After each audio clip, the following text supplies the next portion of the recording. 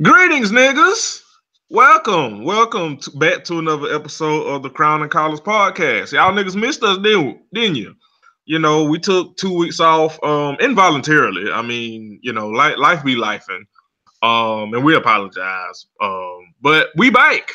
It is me, one half of your host, Jeremy, aka Black Dante on Twitter, aka Nigga Mort, aka stop lying to me about Eastern Conference team beat LeBron James in the playoffs. Please stop it. Don't believe the lie.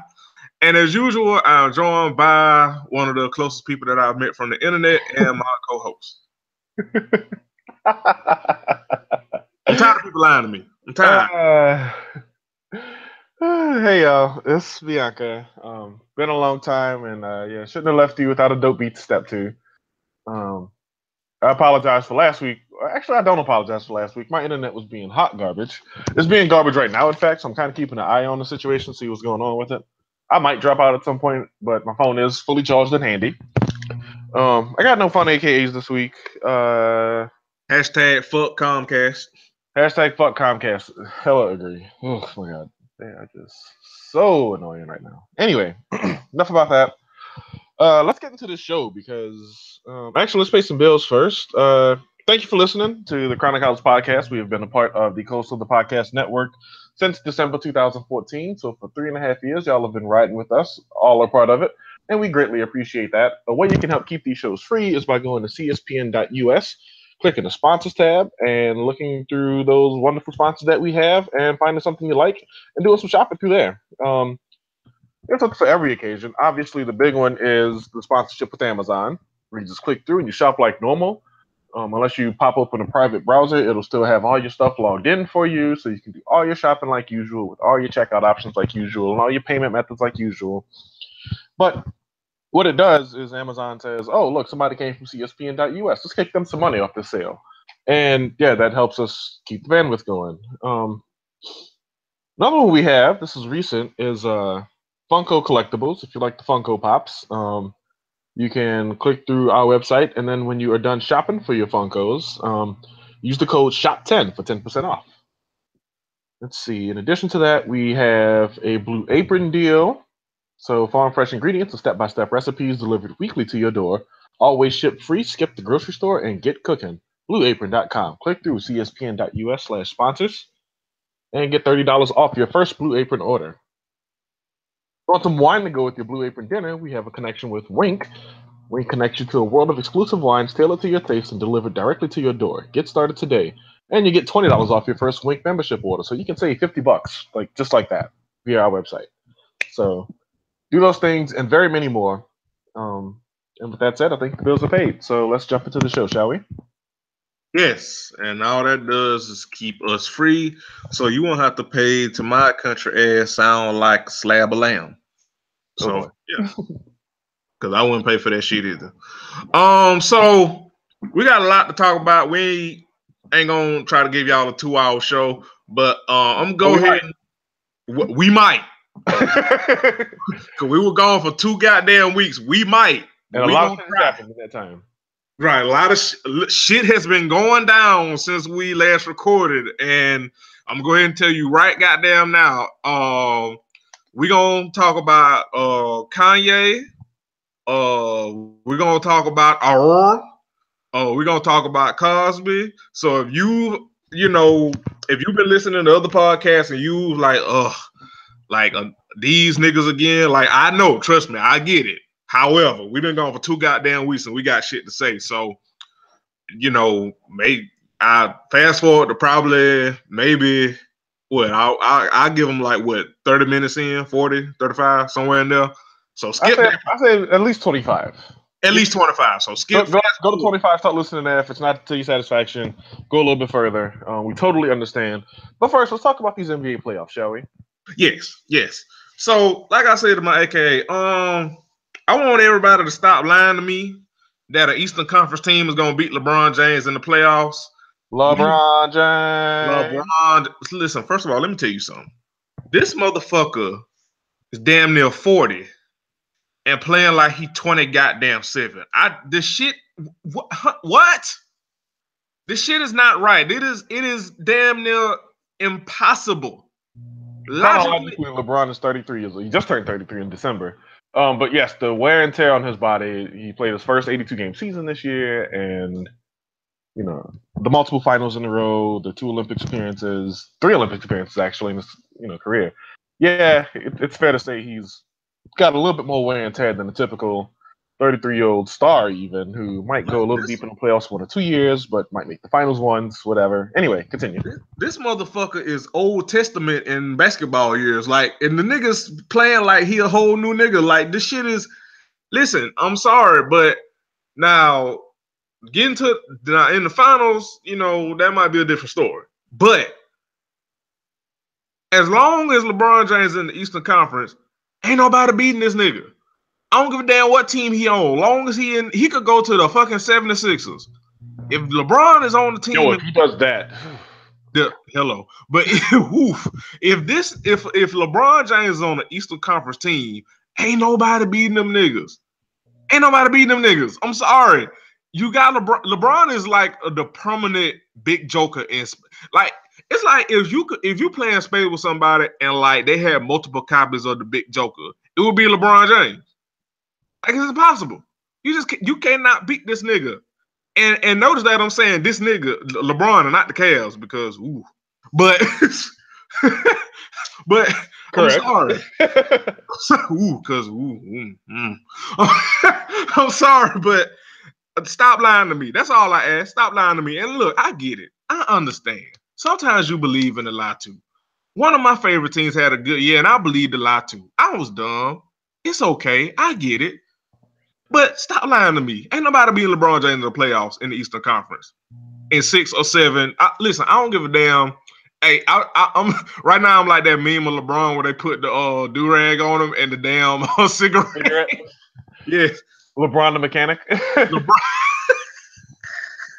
LeBron the mechanic that part-times as the DJ for the church function.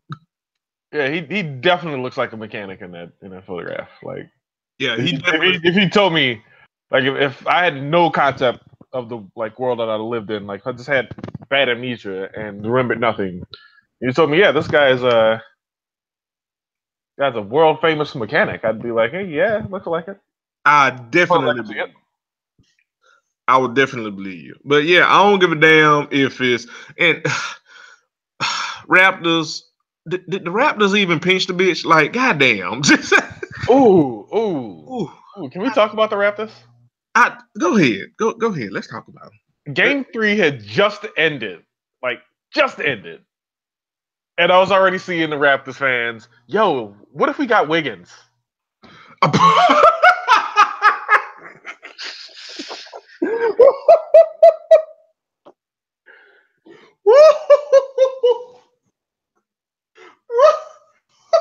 Yo, what is everybody's fascination with Andrew Wiggins? No, it's not everybody. It's not everybody. Well, not everybody. What is Canadians fascinating? What are they seeing that the rest of the world isn't seeing? Because, okay, so here's the thing. I'm not saying that Wiggins is trash. I'm not going to say that because that's not true, and I don't believe in lying to the people. Correct.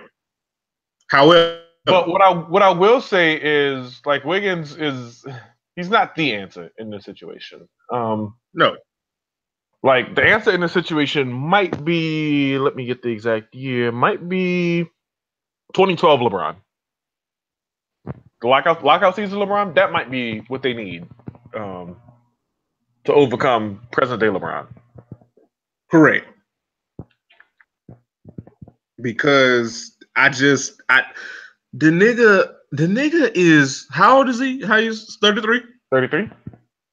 The nigga is 33. And the nigga is playing like he's getting better at 30 fucking 3. So this is supposed to happen. Not in 15, not off several straight finals appearances. This was not supposed to happen. And yet here we are talking about that being like where we are right now. Not even just talking about it, but actually living in it, actually bearing witness to it, actually seeing him go coast to coast and not get double teamed. Hit an offhand floater. Yes, offhand. LeBron is actually functional left-handed. I know he plays basketball righty, but he's left-handed. And so, yeah, watching him go with the right foot with the floater and LeBron is running parallel to the hoop, and then just says, "Oh, I'm at a point where I can flip this little shot up. Let me do that now. Game over. My team wins. Your team doesn't." And then, I mean, of course, the balloon was completely popped at that point, and the Raptors went on to lose by 35 in the clincher. But it was so like the shit was so beautiful. It was so beautiful. Like as soon as he released it, I was like, it's over. James. It's over. Game is over. As soon as he released it, because it was just so pretty. So pretty. And speaking of balloons, I don't like where this is going. Like I know they got another game because I think they won the last one, but Sixers, baby, baby, what are y'all doing? Y'all threw the confetti, and the game wasn't over. Like, baby, 76ers, baby, what is you doing? Poor thing. Poor that. Just gotta talk about the whole franchise as a singular entity. Poor thing. Right. Damn shame. Damn shame what they did to that franchise. Damn shame. Good luck, everybody. So we pretty much gonna get Celtics, Cavs in the Eastern Conference Finals, and again, ain't nobody beating Bron. I'm sorry, but I think I will say it's gonna be fun to see how Brad Stevens schemes for LeBron. Yes, it's that they double team him everywhere. If they, I don't know who they can put on him really. Right. But I think they'll do it really like committee approach. I think it's kind of what they have to do. Yeah. Now I will say if the Celtics were at full strength, I'm still not betting against LeBron, but it will be a damn good series. Mm-hmm. I think it'd be one where you kind of worried for a game or two, like, hey, this could possibly go either direction. Who knows? Right. Because we got the sitting on a 2-1 lead with 2 more home games in the series. Who knows? Like you could see that happening. Yeah, if they were at full strength, if they was at full strength, even though again I'm still not betting against LeBron James, I could see it if the Celtics were at full strength because Brad Stevens is a good ass coach. You know what I'm thinking right now? What if the Cavs lost those games on purpose to fall to the 4th seed, knowing that they would get the fighting Wigginses to breaks off of in the second round? What if that was on purpose? What if it was an elaborate ruse? Bron's playing. You know what?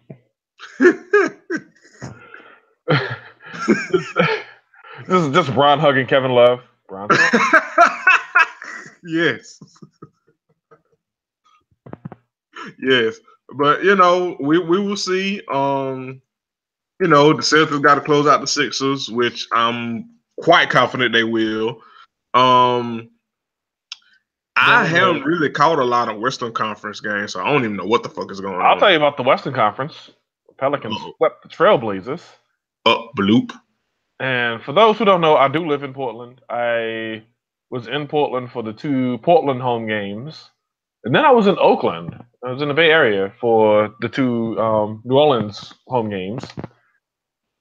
And the conversations I had in each city were interesting. While I was in Portland, I was just like, yo, if the Pelicans can steal one, I will probably go to game 5 because it's on a Tuesday. I'll be back in town. And I can work it out. And then when I was in Oakland, it was like, look at what my team is doing to the Blazers. Like, I planned on going back and attending the game, but that might not be happening now. Right. And then, the Rockets beat the Timberwolves because Kevin Garnett, one, did not walk through that locker room. And then secondly, somehow the Wolves decided it was a great idea to use a lot of Derrick Rose and not a lot of Karl Anthony Towns. Which, good luck, everybody.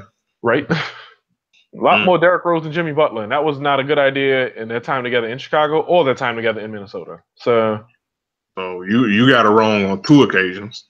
Right? Although they did steal a game off of Houston. Again, no first round playoff sweep except for the Pelicans. They did steal a game, and Derrick Rose apparently played okay in it, and that led to a lot of people getting pissed off at a lot of sports writers about their Derrick Rose takes. And I just always find it hilarious because it's like, this dude does not need to be defended this aggressively. Like, do you realize the fact that you're caps locking and have used 27 curse words in this 400-word like screed that you've written is kind of proof that his performance like that when they're good is the exception and not the norm?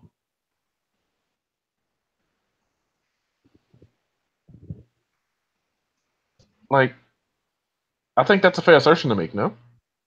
I'm fair. So yeah, that was the thing that happened. What was the other playoff series I wanted to talk about? Jazz Thunder was weird. Like, those were 6 games that were just 6 weird games. I watched 5 of them, and I don't really feel like I learned a whole hell of a lot about either team as a result of it. I did not do that on purpose for the reason you might be thinking I did. This is not trolling. This is a legit conversation about a team that was involved in the playoff series. I pray for me. Both my teams trash. Pray for me. One could be good, but coaching and personalities on the team is trash, and then the other team is just trash. So yeah, I don't know what's up with your Hawks. 2 years ago they won 1 games or something like that. Yeah, now just good luck everybody. I didn't even fire their coach, and yeah, they fired their coach. That's another thing. I got a bone to pick with Mike Budenholzer though, because that motherfucker said he tired of losing in Atlanta and he want to go to the Knicks. Boy, what? What? Nigga, just say you want the money, because what you can't tell me is, look, I completely understand being fed up losing in Atlanta after the past couple of seasons. I completely get that. But what you can't tell me with a straight face is that your reason for wanting to leave is because you're tired of losing, but yet you want to go to the Knicks. Boy. That I did not know. That's high comedy. Oh my god. Right, exactly. I ain't even listen. I am a realistic fan. We trash. I completely understand being fed up with losing, but nigga, if you want to win, you ain't going to the fucking Knicks. And I don't know if anybody in Knicks Twitter listen to this podcast. Y'all trash. I'm sorry. I know we trash, but goddamn it, y'all right there with us. So, and unlike your franchise, at least we got a ring. So fuck you. The Hawks have a ring? Yeah. Before the merger, they do, but yeah. I mean, the Knicks got one right before the merger. They got 2 right before the merger. You sure? Mm-hmm. 1970 when Willis Reed came out the tunnel, and then I want to say 73 was the other one. I could be wrong.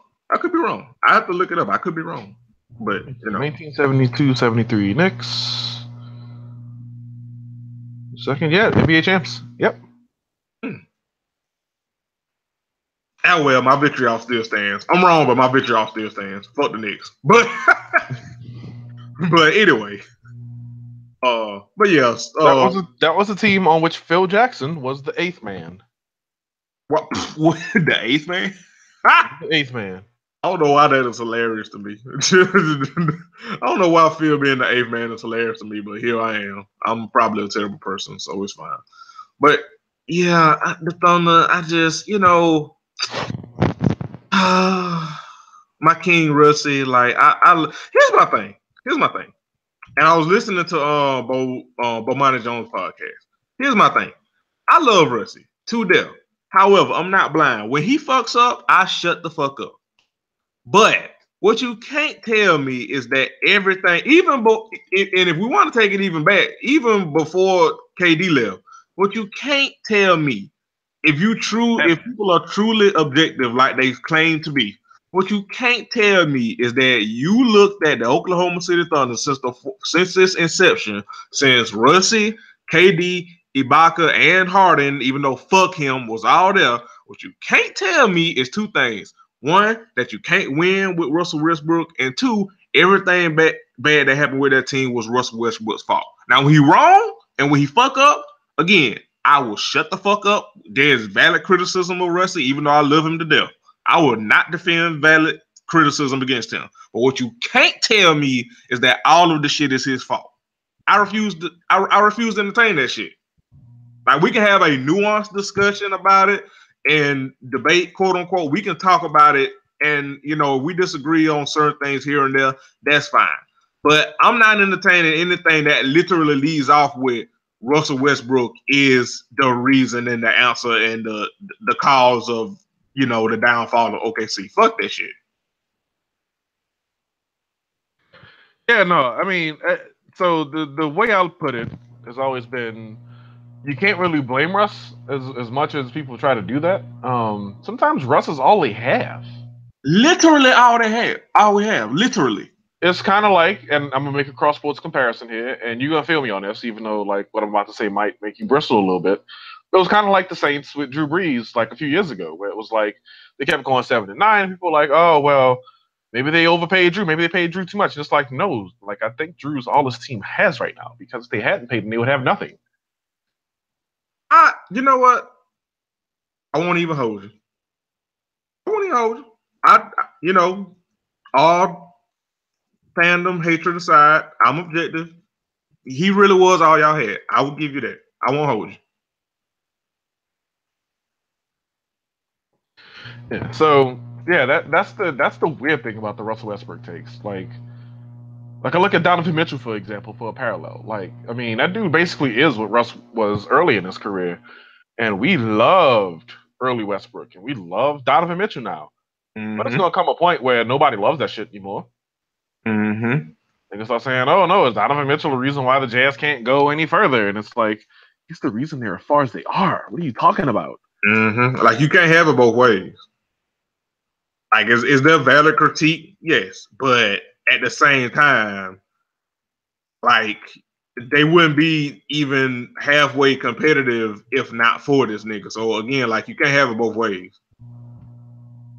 But people love to do that with Russell, and it's just I see you. You're not as clever as you think you are, but whatever.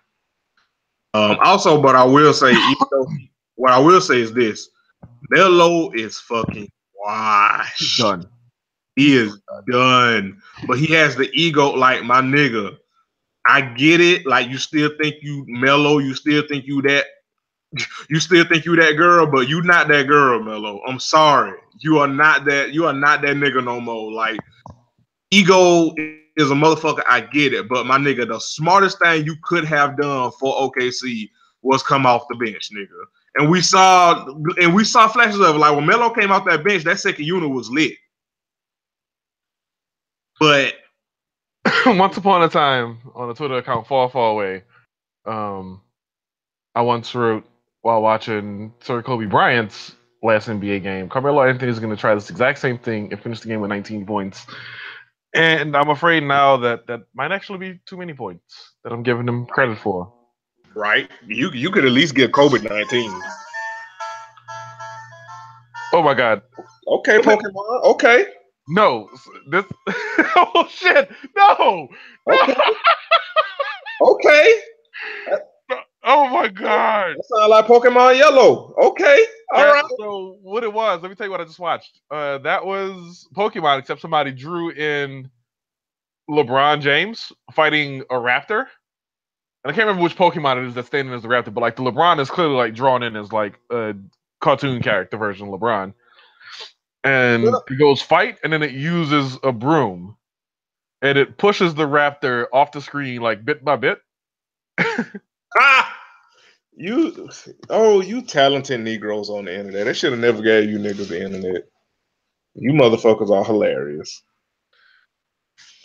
But yeah, I think that's all I got. That's all the hot takes that I have. It's just that's enough for playoff. Yeah. So sorry about the Wizards. Okay, now we can be done. R.I.P. Wizards. Good the hell look, DC. Good the hell look. I think we didn't talk about the Heat either. Happy Trails, Miami Heat. Yeah. Yeah. And who'd the Warriors play in the first? Oh, the Spurs, right? Yeah. Woo, Lord, talk about a team that really didn't deserve to be there. Spicy. I like All it. right, yeah. Woo. Let's be done. Let's be done.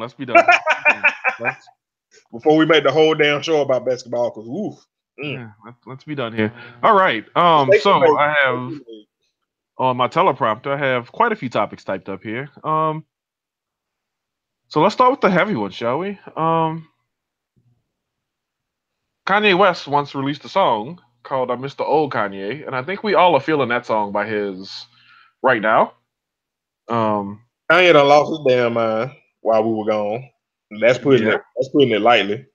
Yeah, we don't need to recap all the things he said. I think you know them all, but we'll as we talk about him, we'll bring him up. But this all began when he decided that Candace Owens, who is in the Upside Down, received a cosign and some praise from Kanye West, and from there, he started tweeting again, and it was like, "Lord, Kanye's back on Twitter. What do we expect this time? Like, hopefully, he don't ask for our resumes again because that went nowhere last time."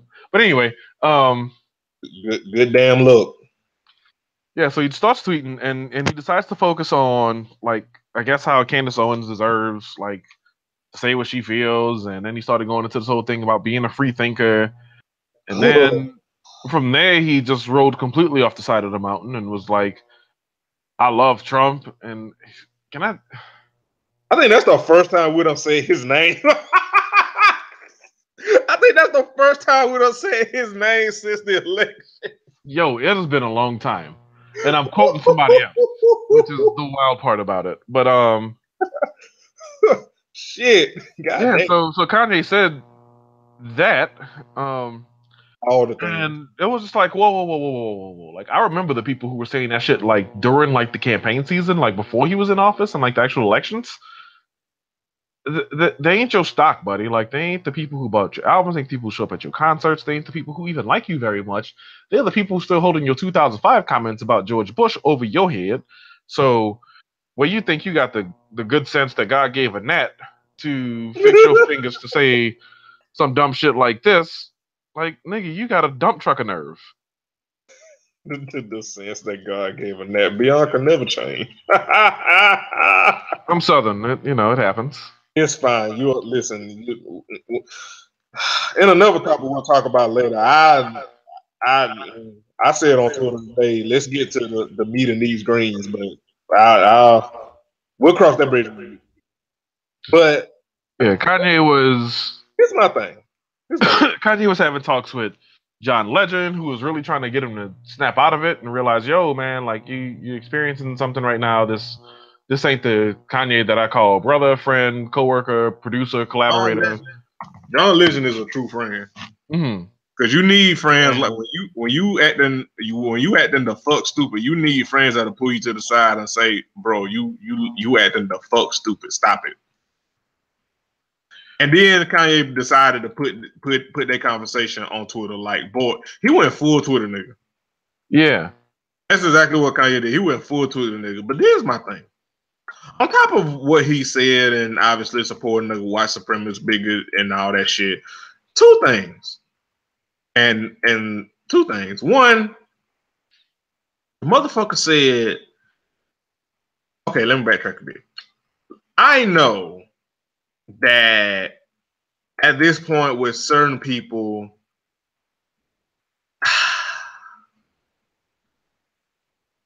okay, I got a bunch of thoughts, so let me just process it and then go as I go.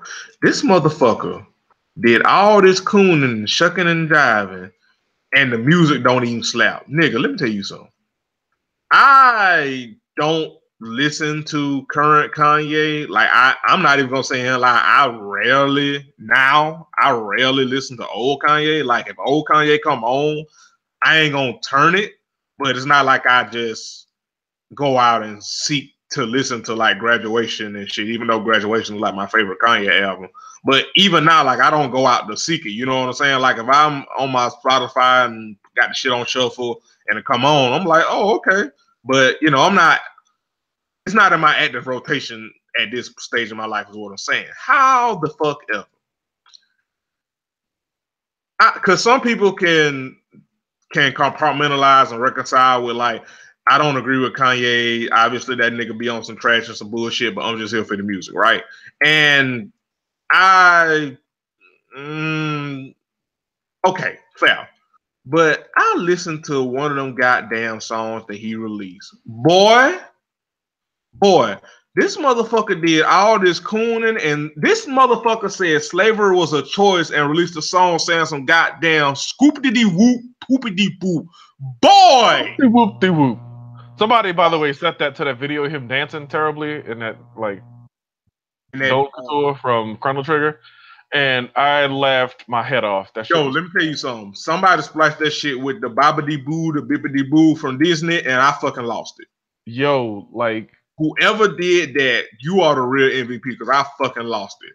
But nigga, this nigga did all that cooning and didn't even put out music fire enough for people to even use the defense of I'm just here for the album. Because what the fuck you can't tell me is a motherfucker saying scoop-dee-dee-whoop is good enough for you to scoop-dee-whoop-dee-doo.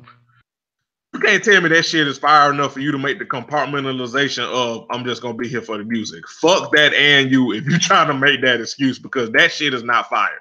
That shit don't slap. No, like I think for me, compartmentalization looks a little bit more like maybe I didn't know who or how Kanye felt about the world at the time, like late registration and when graduation came out and stuff like that. And so I can still sort of like hold those things where they are, how they are. Mm-hmm. And I'll talk about how this differs as we segue into our next into a future topic. But yeah. And then now, just again, seeing like this sort of deconstruction of, you know, what he once was, or at least what he once presented to us. Yeah, because I think that's a good distinction too. And seeing that, you know, that the election of Trump, and like we saw the pictures of him with Trump, like right after that shit happened, or right before it happened. And we were all like, yo, like, what? Like, this seems weird. But then, like, nothing else happened. So it was like, oh, well, that's whatever. That's just two rich motherfuckers taking a picture together. Whatever. But now it's like, yo, like, this is way more insidious than we thought. So right. You actively supporting this motherfucker and being purposefully oblivious to him and the evil that him and his administration is doing. Like, again, like, you can't. And I get people saying, like, Kanye's not a politician, you know, he's not in elected office, like, who, you know, really gives a fuck what Kanye thinks, but to me, that's not a good enough defense. Like, I get, you're not going to, you ignoring Kanye is fine for you, and I get it, but at the same time, like, it's not about Kanye in particular. It's that a lot of motherfuckers, white, black, powers that are not B, powers that are B, what the fuck ever, a lot of motherfuckers.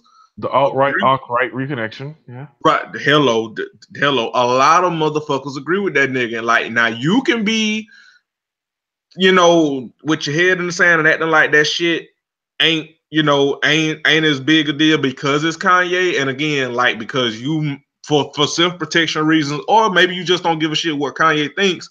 I get that. I do. But at the same time, we have a whole ass party, a whole ass political party that believes the shit Kanye is saying. The nigga supports a motherfucker that, well, he ain't, even though he's not really a Republican, he's really just a rich head ass motherfucker, but you know, he ran under the Republican Party. He got a whole ass political party that agrees with this nigga. So yeah, in the grand scheme of things, it's just Kanye and his fucked up views and opinion, but your fucked up views and opinion can be harmful. Your fucked up views and opinion can be in line with motherfuckers who have the means to inflict harm with policy and all this shit with motherfuckers. And shout out to whoever that black dude is, Van from TMZ. Like, nigga, he's being irresponsible. Mm-hmm. Like, that's the other part about it. Like, nigga, we not gonna sit here and act like someone that has the reach and influence in industry with that Kanye does, like fucking Charlotte Coon the God having this opinion while it's fucked up. Which also the irony of Charlotte Coon the God dragging Kanye for this shit, which boy, boy. But anyway, but anyway, like him having an opinion or shit, even a motherfucker on Twitter with like thousands of followers and shit, like somebody that's a blogger or some shit like that, and that's no shade or whatever. But you know what I'm saying? Like, yeah, even though they might have a fucked up opinion or agree with this shit, and yeah, it'll be fucked up, and where they may have a bit of a reach and it will still be fucked up, it's different when it's someone like Kanye. You know what I mean? Like I put it like this: we can't have it both ways. Where when LeBron James talks about politics and shit, we applaud him because he's saying things that we agree with and the right things, obviously. and we can't have it both ways where we're saying that his reach matters because of his status and stuff, but when it's Kanye, it don't. Like, we can't have it both ways where status matters for one person because they're saying stuff that, well, common fucking sense and again the right things, but then when it's Kanye, because we just here for the music or we just ignoring him or something, then we say status doesn't matter. Like we can't have that shit both ways. Yeah, no, like you're right. That's no. Again, you can say you don't give a fuck about Kanye. That's fair. That is perfectly fair and perfectly logical. I get it. But what you can't tell me is that, you know, who gives a fuck about what Kanye thinks because of the status and because it doesn't matter. Like, that's what you can't tell me, because we pick and choose and applaud that shit when we want to with people that we like. You know what I mean? So, but I say all that to say, this motherfucker had niggas out here looking the fuck stupid on Beyonce's internet over some goddamn scoop-diddy-whoop. Listen, I want to fight Kanye. Just for that alone, like, you had niggas out here, you was out here cooning and had niggas cooning defending you for some goddamn bobbity boop poop. Boy, what? I'm just here for the jokes, and like I said, I greatly appreciate the fact that, you know, people took that and memed the hell out of it. Yeah, that too, but I just. But yeah, on the fundamental level, you're absolutely right. Like, you know, like we. Yeah. But also jokes. I'm here for the jokes too. But I don't think there's a rally at this point because people who are really close to him have tried to reach out to him and have gotten nowhere. It's just like talking to a wall. Right. And then the people who, you know, scratch his back or pat him on the head, tell him what a good job he's doing, tweeting all these fucked up things, and carrying all these fucked up thoughts out into existence. Yeah, it just seems like that's what he wants, and that's what he. Like, it's a weird thing to me. Like, you can't consider yourself a leader and only be favorable about the things that you want to propel you forward when other people are telling you, yo, like, this is messed up, here's why, and you like, I got free speech. Right. Free thinker, boy. Well, go to hell. Kanye, go to hell. And so I know I have our runner typed up in this particular order, but what I do want to do is I want to flip these next two topics. And the reason I want to flip these next two topics is because, again, I alluded to a segue earlier where, you know, it was like, hey, like Kanye's, you know, I guess matriculation through his college years into his good music era or whatever, means that you can take like that sachet of, or that snapshot of Kanye's music and appreciate it for what it was at that time, while not maybe necessarily ascribing it to this version of Kanye and trying to like extract good out of it in that way. We can contrast that to a motherfucker like R. Kelly, who's back in trouble with everybody again. Ooh, let's talk about it. Let's get to the meat and potatoes of this shit. Cause listen, let me tell you something. And we have the Mute R. Kelly movement. Yes, we covered it on the show when like it first happened, or we first got wind of it.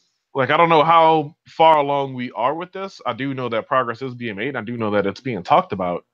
But the reason, and I'm probably reiterating at this point, the reason why I'm able to do that with Kanye and not this with R. Kelly, and why I do want all this music to fuck out of here, is because, again, like, it's been made clear through the, you know, discovery of evidence and through his own words in some cases that like he was writing these nursery school like tangent rhymes, like adjacent rhymes, and using these musical elements and nicknaming himself the Pied Piper and all these other things as direct callbacks to his affinity for underage,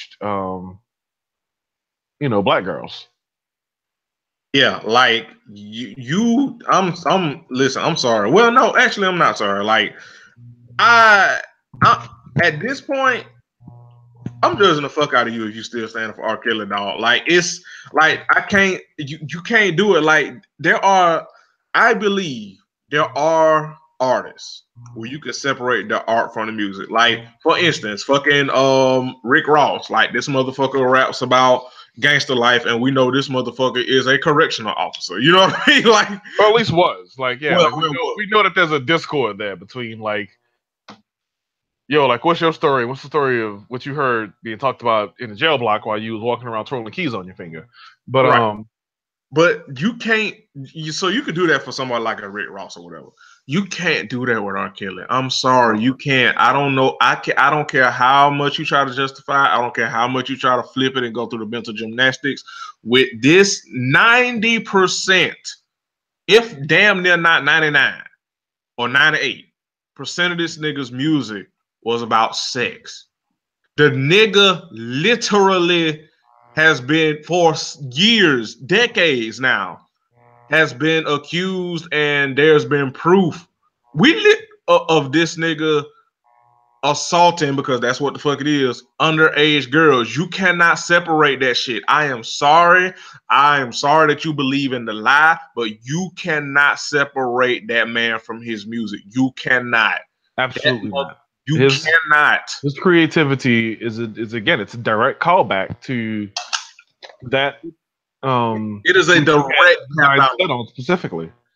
It is a direct pathology. It is his music is a direct pathology of him assaulting girls. Like, it is, you can't separate that shit. And yes, I'm sorry, you are a terrible motherfucker if you still supporting this nigga. Like, I saw this motherfucker on goddamn, somebody retweeted on Twitter, this motherfucker partying and shit, motherfucking Scottie pimping in the video, fucking Tyrese.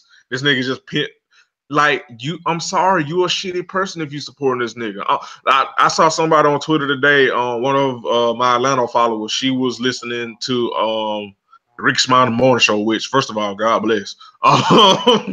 And she was saying that fucking on there, like, I think she was saying, like, the brat was defending him and shit. You know, just like she defended Bill Cosby and shit, and who we'll talk about in a little bit. But, like, I'm sorry, you a terrible person if you supporting this nigga, dog. Like, this motherfucker, we literally saw this nigga on tape back in the day with an underage girl.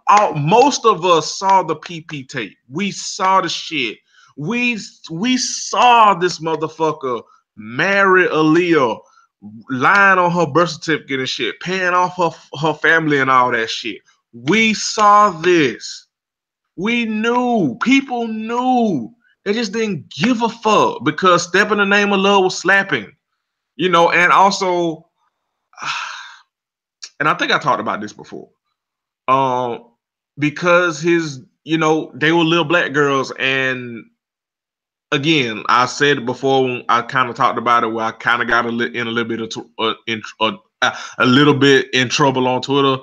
Like, I am not dismissing that there is a lack of caring about what happens to black women and little black girls. I'm not sure if society hates black girls more than it loves to protect abusers. And again, like I said before, then I could be wrong. You know, maybe it's both. Maybe it's that they hate black girls more than they love to protect abusers. I don't know. I really don't. So again, that's not me trying to dismiss that point, because I would just want to reiterate that. But my nigga, I'm sorry, but if you still buying R. Kelly tickets, you still spending R. Kelly records, you still defending R. Kelly, you a piece of shit, dog. And why are we here? First of all, and I don't mean to talk all over, Bianca. I'm gonna shut up in a minute. No. I just got to get this on. I gotta get this on my chest. Fuck everybody that's distancing themselves from him now and speaking out because you motherfuckers went along with this shit. You enabled this monster for years. For years, y'all people enabled this motherfucker. And now, because it's finally getting traction or a concentrated effort, well, I don't want to say concentrated effort because effort's been concentrated, but it's finally getting traction that now this motherfucker might possibly finally face up and get consequences for what the fuck he been doing for years. Now you motherfuckers want to jump ship. Fuck y'all, dog. Y'all don't get no cupcakes. Y'all don't get no cookies. Cause y'all knew. Y'all enabled this motherfucker. Cause you not finna sit here and tell me R. Kelly was doing all this shit by himself. I was born that night, but I wasn't born last night. You a motherfucking fool if you think I'm gonna believe that this nigga was just doing this shit all by himself. All the people that's distancing from, like, I think one of his close friends that's not in the circle no more as of late, was talking about like we would go to parties and we would go to what he said, we would go to parties or go to high school campuses or something or whatever and try to and wait and pick up little girls to get into the sex ring and shit. Fuck you, dog. Fuck you. I hope you go to jail just along with his ass, cause you just as bad. You complicit. Fuck you, man. You know, so fuck R. Kelly, you know. And also, one more thing that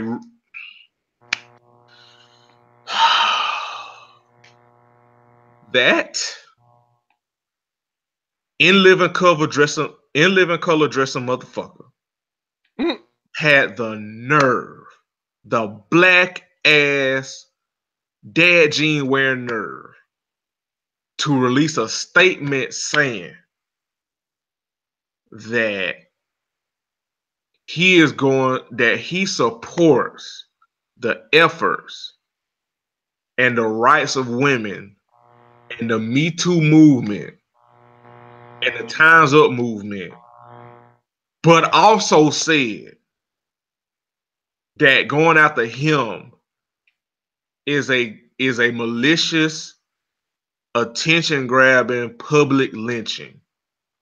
Boy. Whoa. That's not a word we just throw around cavalierly, sir.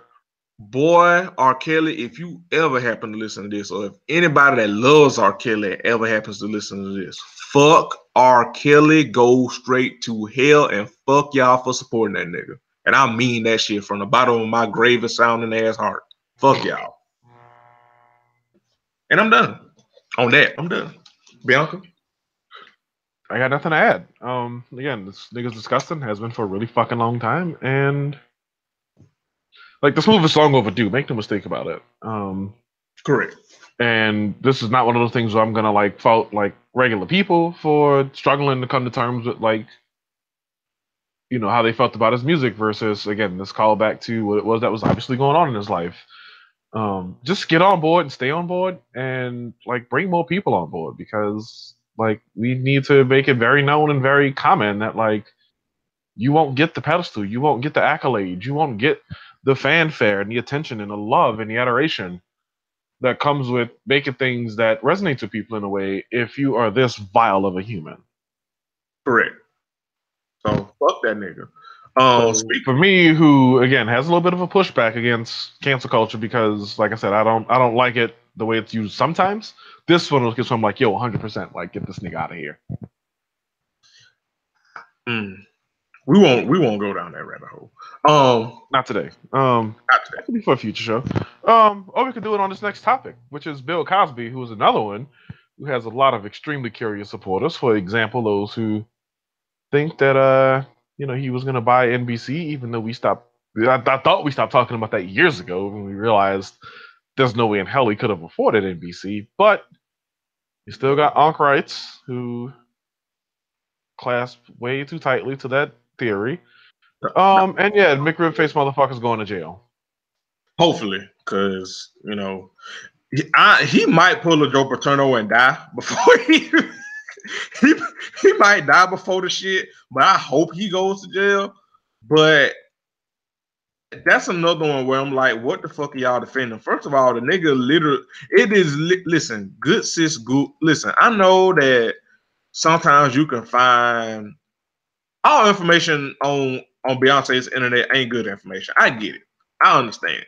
At the same fucking time, there's a lot of, if you find multiple sources of verifiable shit, it's more than likely true. And you can look at this shit verifiably documented. This motherfucker under oath admitted to date rape.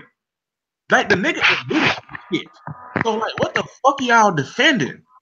And but you know what? Because we can say a lot, but if you've been listening to this show for any length of time, you know how we feel about Bill Cosby. Fuck that that broken brownie looking motherfucker. The motherfucker looked like if somebody put a turd of shit on top of a brownie, it would be Bill Cosby. Fuck that nigga. May he go to hell. He probably gonna, like I say, it is my hope that he served the full 30 years. Cause he could face up to 30. I hope he does. I don't think he will, but that's only because I don't trust. I don't have him living to 111 in the office pool. I don't. That too. Not only that too, but in addition to as well, even when the justice system gets it right, I still don't trust them to get it, which is sad, but it's the truth. You know what I mean? Like, even when they get it right, I don't trust them to get it. When the shit broke in my office at work, one of my goofy ass coworkers was like, "Can't they just put the man on house arrest?" Girl, no. Go, what? Girl, shut up. But like that's what I was like, girl, shut up. But here's what my thing. And I expected her to defend this nigga, but the way that she did, Camille Cosby. Camille got on Al Green's internet. Well, whenever she did this publication, this interview, but we saw it on Al Green's internet. Camille Cosby fixed her pen or her lips or whatever to say, just like the shit that Aurora said, that this is a public lynching. I'm really tired of black people throwing that shit around when it's black men being trashed. I'm really goddamn tired of that shit, because it is so, just like the shit Kanye said about slavery being a choice, throwing around public lynching all willy-nilly is so disrespectful to you. It is funny. It is funny to me how when it comes to talking about voting and people, specifically black people, saying that if you don't vote, it's disrespectful to the ancestors that died for you to have the right.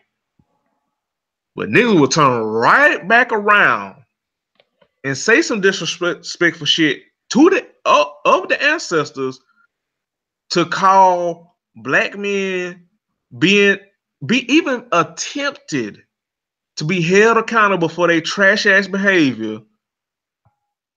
Motherfuckers are quick to throw out public lynching to defend these niggas and shame the ancestors. Like, it is funny to me. Like, that shit looks mad funny to me. Cause it's like, you got so much respect for our ancestors and this, that, and the third, but y'all are quick to throw them essentially and shame them and essentially throw them aside to defend black men being trash. Like, what? A public girl, what? Again, I expected Camille to stand by her husband at this point, honestly, but this is the how of it. It's the how. Like, a public lynching, girl. Are you the fuck stupid? This how, and at this point, because she said that, at this point, I'm almost 62% sure Camille is complicit in this shit.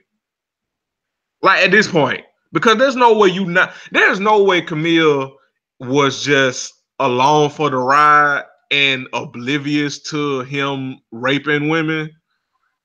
There's no way she was oblivious to that, but then say some shit like that, calling that that people are the media and the court of public opinion is publicly lynching this man. There's no way you say that shit and you not complicit on some level with his shit. There's no way. There's no way.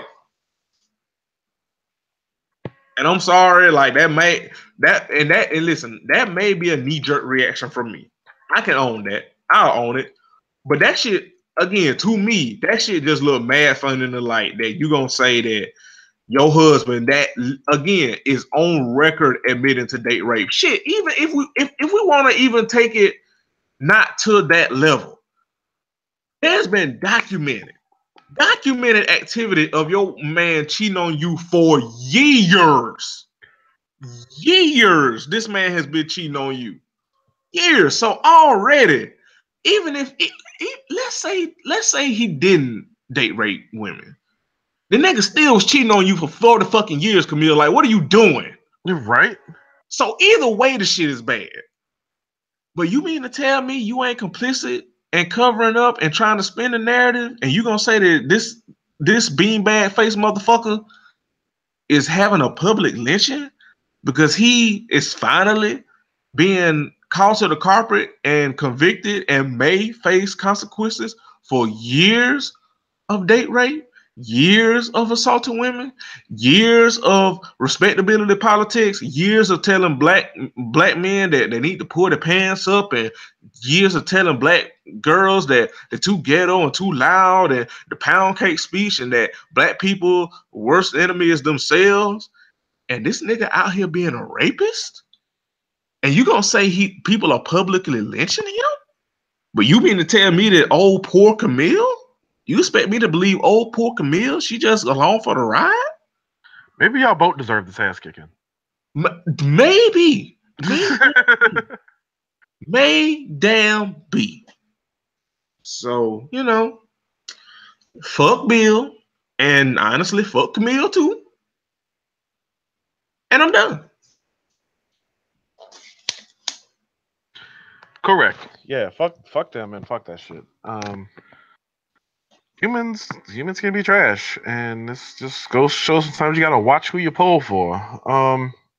Also, one more thing. Jump in. One thing, and then I'm gonna shut up and we're gonna move on. Husband show didn't slap that much for y'all to be defending this nigga. Hey, I don't know you were going there. We've been friends for how long? We've been friends for how long? You know me by now. How did I know you were going there? Listen, Cosby Show didn't slap enough for y'all to be defending this nigga looking the fuck stupid. Stop it. So, but okay, now we can move on. Mm-hmm. All right.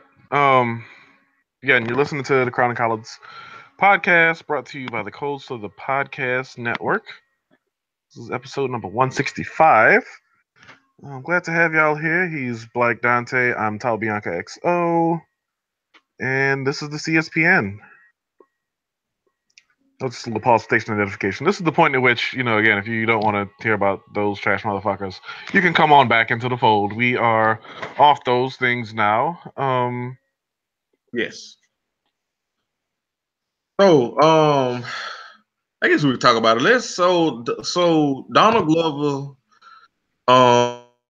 Childish Gambino, however you know the nigga, he released a song and a video that has caused quite a bit of controversy. And honestly, some of the controversy ain't even about the damn song and or the video. It's about him. Mm-hmm. So what are your thoughts, Bianca? You go first. What are your thoughts? I think Donald Glover is a fundamentally flawed human being in the way that we all are, because none of us fall perfectly in line through the eyes of our Lord Jesus Christ and Savior. Which I'm saying very tongue in cheek, but no. As far as moral guidelines for humanity go, and in particular this social awakening that we're in currently, he's got some things to atone for still in his past. Some of the things you can even see throughout his art, but yeah. Continue. Right. Again, he's an imperfect person. He's again one of these creatives where again, like depending on how far down this wormhole you go, you either find yourself this really bad moral compunction of like, can I like this art while knowing that he has once joked about, a white woman calling the N-word while in the middle of sexual intercourse? Or is it that was quite clearly a joke and there's no fucking way he actually meant that, and he's got a sizable body of work that kind of stands in support of that, or you're somewhere in the middle. Because again, I don't think that anyone's on the extreme pole of Donald Glover does no wrong as far as this conversation goes. I think it's a matter of what context we put some of his wrongness and some of his problematic ways into. Because again, he does have a comedy background. He does have, the rap background where, there's a certain machismo that's expected. And he does have the R&B background where casual misogynoir and casual male sort of supremacy does have a firm hold in the way that their music is created at times, including at times with some of his music. So again, he's left kind of everyone who has him on their radar in this weird sort of compunction. And again, I'm no one to judge in terms of how you feel about some of his anti-blackness or some of his, I was picked on as a kid growing up because I was different, and so I sought people out who liked me for me. And even how, again, it's expressed in his art and in his music and in his video, Made in America. And so for me, I'm at a point where I'm like still doing that work. And I don't have any real concrete answers as for like where I stand with him now, where I'll stand with him 6 months from now, a year from now, 5 years from now, whatever. I do believe the best apology is continued growth. And in that way, like I said, he does have things he still has to atone for. And as far as I'm concerned, maybe someone gets in his ear, maybe someone in PR, maybe just someone that he has a close relationship with gets in his ear, talks to him about it, and he speaks up and speaks out about those things and then does live his life as a better version of himself. In which case, at that point, it's kind of selfish to continue to hold him to those standards. Because again, like I said, I feel like the best apology is better behavior. I don't want someone to pour over and just keep telling me, "Oh, I'm sorry. Oh, I'm sorry. Oh, I'm sorry." It's want people to do better. And so, yeah, it's a complicated thing. And anti-blackness is rooted in white supremacy, and it's rooted in patriarchy, and it's rooted in all these other isms and archies and things that we are, for the first time, I think, certainly in this generation's lifetime, like really going after these things head on and really wanting to, increase accountability for these things. And I think it's awesome. I think it's noble as fuck that like, like we're demanding better versions of ourselves from everybody. And so, yeah, no, it's a complicated situation, and I don't have a simple answer pursuant to that. So that's kind of where I am with it. Okay. Look. I'm not okay. So I didn't know much about Donald Glover or Childish Gambino. Again, whatever you wish to call him, until Twitter. Like I didn't know much about him. Like even in my early days on Twitter, or like I literally just, well, not literally, but like in recent, I've known of Donald Glover, but I've never.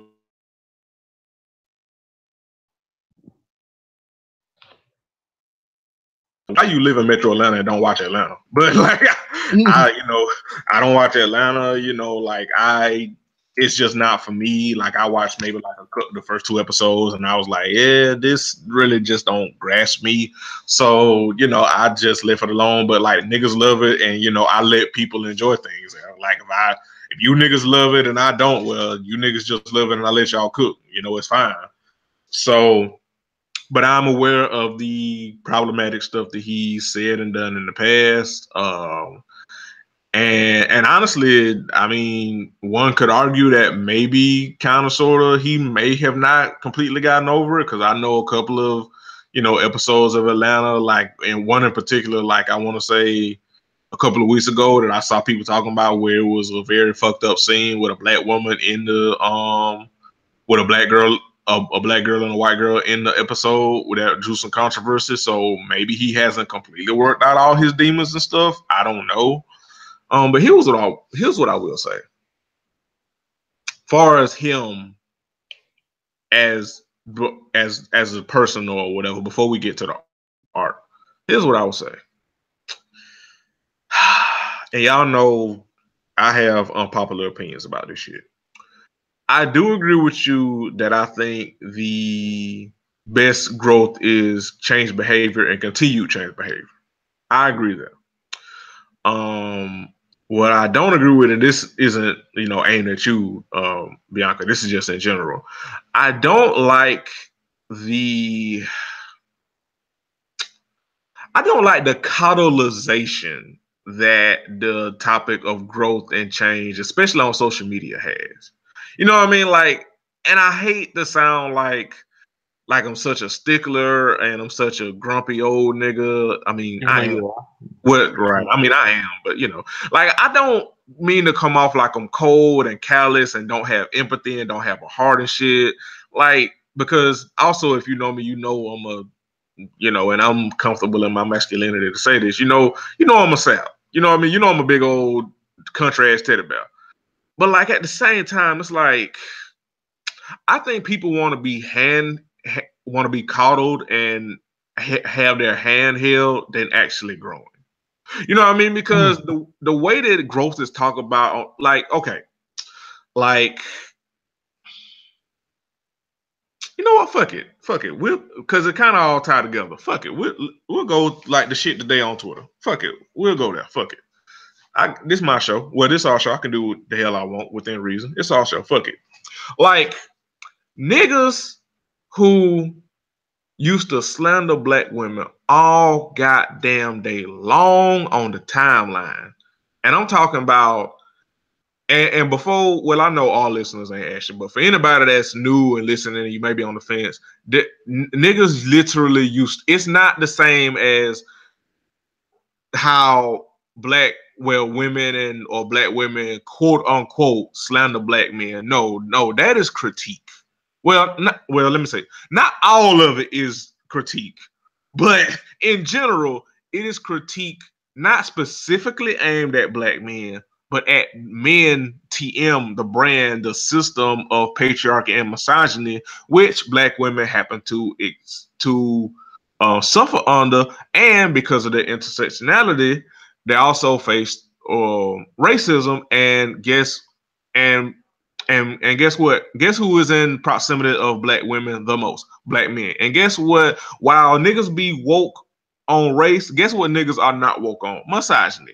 Because when you're in a privileged group, most of the time, if you're not of the minority of the underprivileged group, usually you don't give a fuck. So a fuck about what they go through. So guess who black women, because of proximity, guess who black women experience misogyny and patriarchy the most from? Black men. So the quote unquote slander of black men that niggas whine about today is not the same as what used to happen back in the day in like the golden age of Twitter. Like, niggas be getting dragged because they misogynistic as fuck. Black women used to get dragged for like their skin, their hair, their attitudes, if they breathe, if they like sex, if they don't like sex, bitches, hoes, all that shit niggas used to do. Niggas made whole brands out of that shit in the quote-unquote golden ages of Twitter. It's motherfuckers still today that I got blocked. Today that some of them, I'm not even gonna lie, and I'm not saying this just to be big and bad and, you know, threatening or whatever, but some of them, not gonna lie, I will run the fade. Not gonna lie. But it's niggas today that still have whole Twitter careers built off slandering black women. So now that I've set that framework up, so let's say you stop that shit. Let's say you was like, you know what? I'm actually gonna stop this. I'm gonna grow. I'm gonna change. I'm gonna unlearn my misogyny. I'm gonna unlearn this and that and stuff.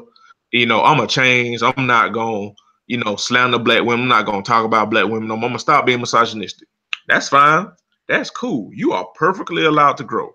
But what the fuck they don't tell you is, while you are allowed to grow, no one is required nor obligated to forgive you for the harm that you inflict or inflicted along the path to your growth. Nobody is obligated to.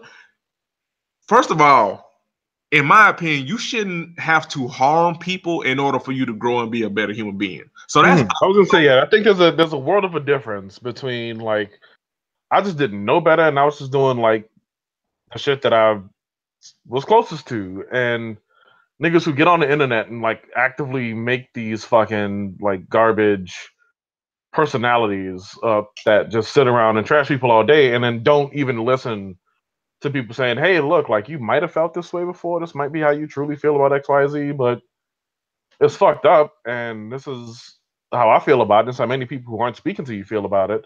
So maybe come to the light and do better. And they were like, no, fuck you, bitch, bye. And then like we'll block them.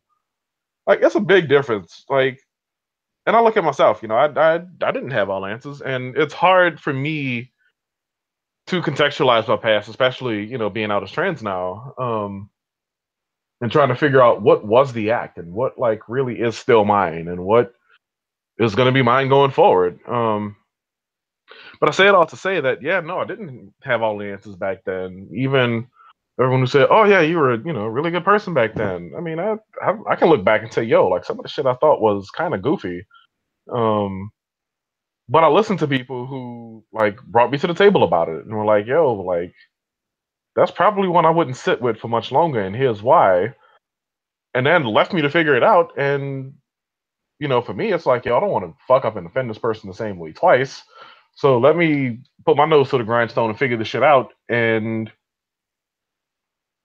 now I'm much more on the receiving end of that. But like, you've gotta be, willing to be open. I think that's what really matters. And it's a lot of people who are not willing to be open, and that's why, like, I'm reformed, I'm changed. That's why it comes off as disingenuous, because it's like, no. Are you really though? Are you really? Like, you built this platform, and now I'm supposed to believe like overnight that you're doing a 180. Right. And I mean, obviously we're talking about niggas on Twitter, but the same can be said for Donald Glover. Again, like I said, like, he's deleted all his past problematic tweets and stuff, but one, screenshots are forever. And two, and especially Tumblr is the CVS bank of receipts, because CVS receipts be long as a Monday. But so like, and you can say like he's changed and evolved or whatever. You can make a case, but then again, at the same time, like, can you really? Because again, like, that some of his work is questionable, and like, this is the other thing. People have the right to critique or question niggas that you like, and I think that's the other part. Tying it back to the growth shit, that's the other part of the shit that annoys me. Like, we do so much projection and performance in defending what or who we like, and that shit is exhausting. Listen, if your fave or whoever did something fucked up, people are gonna have an opinion about that shit. Now, you might not like it. You might just want to be like, hey, I like this person, or I like this person's work. Could y'all not talk about that? I get it, but at the same time, that's selfish on your part, because just because you like somebody, that doesn't mean they weren't capable of doing something fucked up. And to be perfectly fucking honest, the only thing that really matters is the harm that person that you like did, and how those that are affected feel about that shit, whether they want to forgive or never forgive. That's really all that matters in the grand scheme of things. As far as that, your consumption and enjoyment of them is really minute and really don't matter in the grand scheme of things. Also, it don't really matter because everybody does that shit. That's why I have such a. I go on a. We said we're gonna talk about it another day, and I ain't gonna go completely into detail. But that's the other thing I kind of have with the angst towards quote unquote cancel culture, because one, people act like that shit is the boogeyman when it's not. Two, once straight people really got cishet people got a hold of it, that's when the shit really got annoying. And then three, my nigga, everybody cancels somebody. Everybody does. Everybody, even you that may be listening to this podcast, and I mean no offense, but even you that's listening to this podcast that be like, oh no, I don't cancel everybody. Everybody makes mistakes, whatever. Yes, you do. Stop lying. You cancel somebody too. It's okay. Because all cancel means is, at least in the way that it was originally intended in queer culture, this motherfucker did or said something fucked up, and I ain't fucking with the nigga no more. And honestly, it usually was some homophobic shit, which, again, queer folks gonna say that this was fucked up and stop fucking with somebody that said something homophobic. But once straight people and I think that's where it got annoying, because let's keep it a buck. If it started in queer culture and it started with motherfuckers being homophobic, guess who were the motherfuckers that were portraying the homophobia? Straight people. So, Of course, once straight people got a hold of it, of course, it would go left and we would ruin the shit. Of course. But, like XD said, straight people will ruin everything. I mean, we do. It's, it is what it is. But that literally is all it means, that everybody does that shit. There is no human being alive that has absolutely nothing that nobody did that they didn't go, you know what? That was fucked up and I'm not fucking with you no more. Stop lying to me. Stop lying to me about LeBron. Stop lying to me about that shit. You cancel people too. It is okay. It is okay for people to be like, hey, this shit was fucked up and fuck you and I'm not fucking with you no more. It is okay. But I think people, when we like somebody, we want to project, we want to defend, we want to argue, instead of doing one or two things. Either being like, you know what? Okay, that was fucked up. I get it. Or just shutting the fuck up and letting people talk. And again, that's the whole thing with the growth shit. Like, everybody is not going to be here for your growth, dog. It's just not. Like, I say this all the time. Like, obviously, I have said some homophobic shit before. You know what I mean? I'm not making an excuse for it. It was fucked up. It's societal, conditionalized homophobia and stuff. I've unlearned that shit. I've grown out of it. With that said, that don't negate the shit I said. That don't negate the who was affected by the shit I said if they happen to saw it.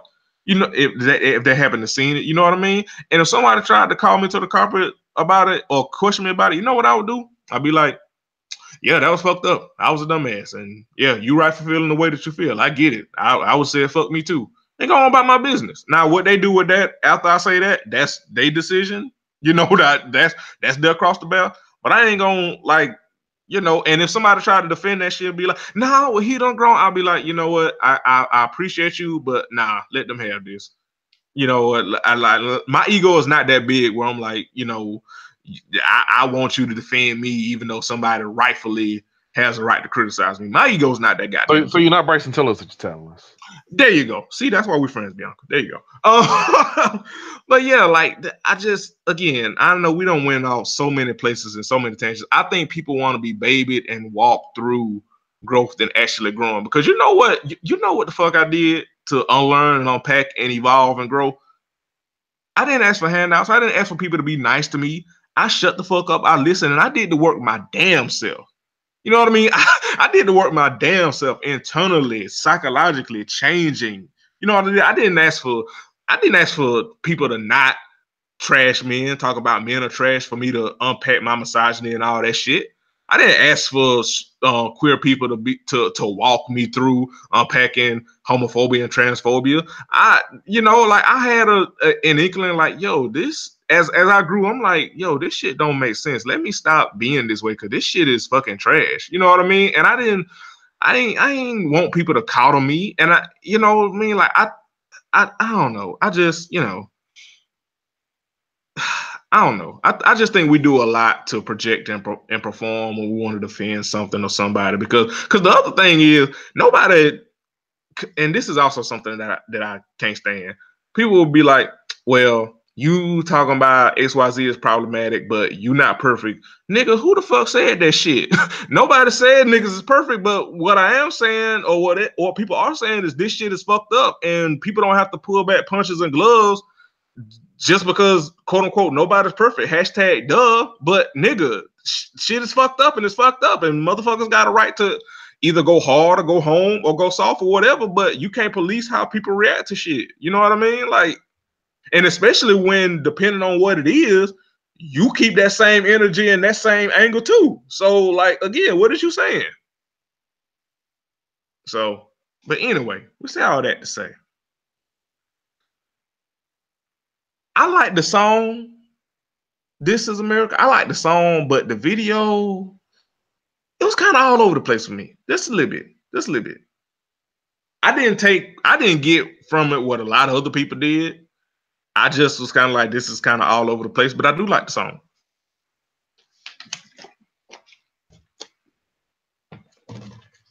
And I think, has Bianca muted herself? I don't know if Comcast being an ass or not. I don't know.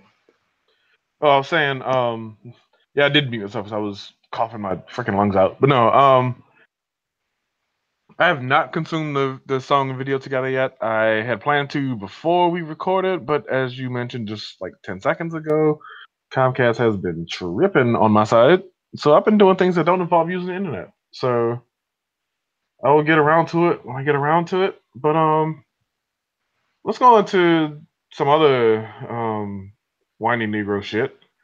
Wale, DC representative, made a comment about there not being enough dark skin representation in music, which first of all, bust out line. Like nigga. Like there's a grander rant that I'm like preventing myself from starting, but I think I'm just gonna go ahead and do it. It's all show, fuck it. What we call and what we deem black music, and we know it when we hear it, when we see it, what have you, is kind of under siege. Not necessarily a bad way, anything like that, but like we're seeing where white artists are making music that greatly resembles that which again we know is and feel and resonate with as traditionally black music, and I don't love it. There are artists who, again, I can appreciate who were born out of this, but as a composite, I don't love it. And I do wish that we were better and more diligent about promoting like our artists and what have you. Like, I was thinking about this the other day. Like, remember that era of hip hop, like right after Pac and Biggie had, the little thing going and Biggie was dead, and all of a sudden you just started hearing about these rappers out of these rap groups. Like, you just heard about the Lox, and you just heard about Trick Daddy, and you just heard about this one, and you just heard about that one. And all these other, groups and rap went from regional to national for probably the first time. So I remember, like Master P was known to me, and then it was like, oh shit, he's known to everybody now, like whatever. And we just had all these artists. We had all these hungry people coming for that top spot that, was abandoned by, these two titans in the rap game. And R&B was doing the same thing. We were just turning out artists. Like, you had options on options on options. And now, as far as like the forefront of it goes, that doesn't really happen. And we're kind of back to like the local, like, let me just find what I like and just stay in that lane. Which has also led to the equally annoying spinoff of folks now being annoyed out of sharing their musical opinions because, one or two people disagree with them. Those people have a following. They get shouted out of the room, and it's like the next thing you know, it's like, damn, I was trying to put people on to this artist, but folks then got me up out of here, so I guess I won't bother sharing anymore. But no, you can look at like high-performing, well-touring black artists, and you can see dark-skinned artists all over that shit. Correct.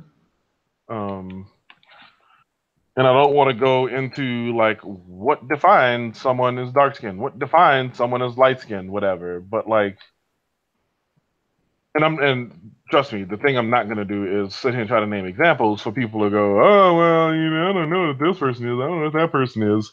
But y'all know who these people are. Y'all know who has the most clout in music right now. And I think if you said the absolute most, and we're talking about Bruno Mars and Cardi B and formerly black artists like Justin Timberlake.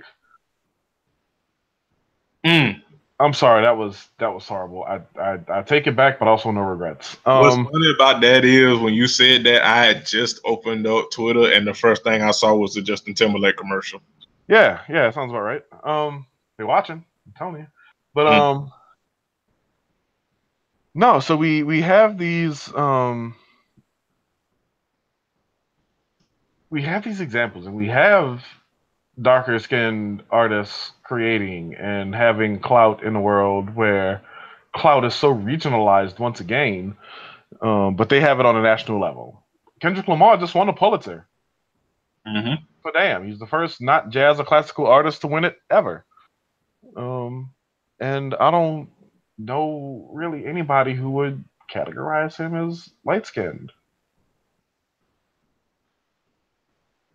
So I don't know. It was a weird thing to hear him say. It was a weird complaint to hear filed. Again, in the math of, like we have creators like Tyler the Creator and Frank Ocean and SZA. I said I wasn't going to name these people. Here I am doing it. SZA, Kendrick Lamar. God, I could go on and on and on. But like black representation, Donald Glover. Black representation's there. Like it exists. And to belittle it because maybe in a moment, like you have a lighter skinned woman kind of at the top right now, doesn't mean that she's not surrounded by darker skinned people and that they didn't have that spot at one time, like very recently. I just want to say that I appreciate you because this is a very well nuanced take on this.